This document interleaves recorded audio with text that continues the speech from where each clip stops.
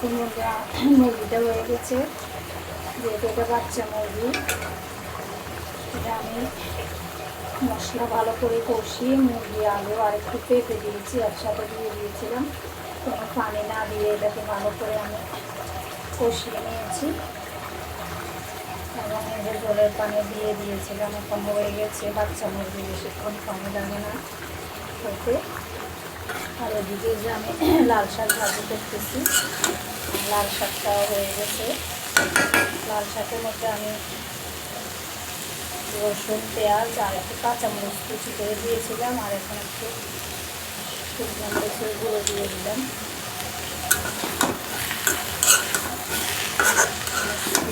সেটা আমি ব্লান্ডারে করেছি, একটু দিয়ে দিলাম।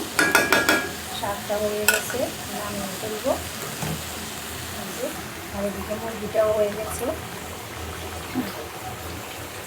সবাই ভালো থাকবেন, সুস্থ থাকবেন। আসসালামু আলাইকুম, আল্লাহ হাফেজ।